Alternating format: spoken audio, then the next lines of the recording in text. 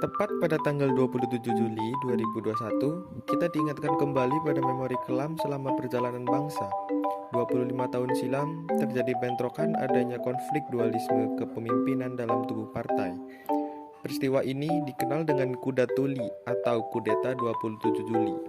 Bermula dari adanya pengepungan kantor DPP Partai PDI di Jalan Diponegoro, Jakarta, yang dilakukan oleh pendukung Surjadi, ketua PDI melalui Kongres Medan tahun 1996,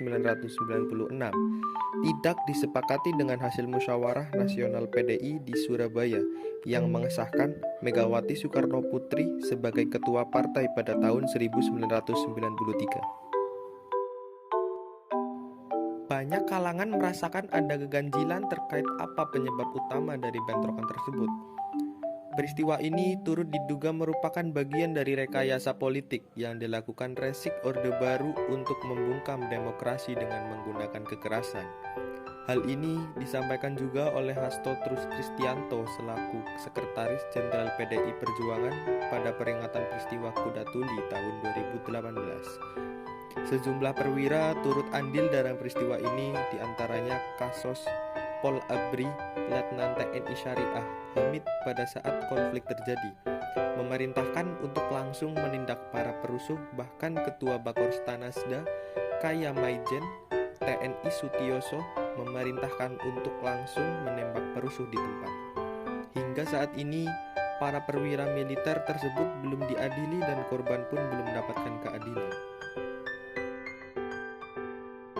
Patut disayangkan, Megawati Soekarno 2001-2004 menjabat sebagai Presiden Indonesia belum menyelesaikan kasus ini.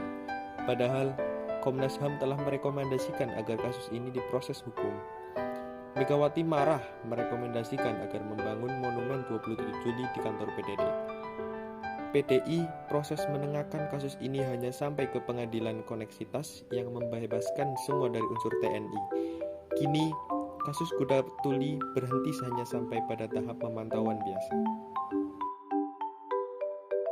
Meski ruang eksekutif dan legislatif kini dikuasai oleh Presiden Joko Widodo dan PDI Perjuangan, hukum peristiwa Kuda Tuli dan pemenuhan hak para korban akan menjadi presiden buruk bagi penegakan hukum atas kekerasan yang dilakukan oleh aparat negara di masa yang akan datang, di mana polisi, militer, penjabat yang melakukan kekerasan masyarakat sipil tidak diproses dan diberi sanksi sesuai hukum yang berlaku.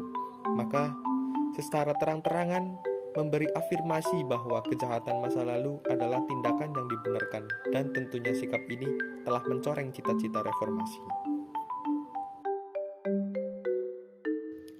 Pada tanggal 28 Juli 2021 di Jakarta, Presiden Jokowi segera menindaklanjuti pada pidato Hari HAM Internasional tahun lalu untuk menuntaskan kasus pelanggaran HAM berat secara menyeluruh, berkualitas, dan memulihkan berkat martabat korban.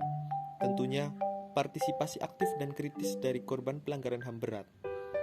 Presiden Jokowi segera memerintahkan jajaran aparat penegak hukum, khususnya Kejaksaan Agung untuk lebih kooperatif dengan Komnas HAM, untuk segera melakukan penyelidikan pro justisia terhadap kasus Kuda Tuli 1996 berdasarkan hasil investigasi dan penyelidikan dari Komnas HAM.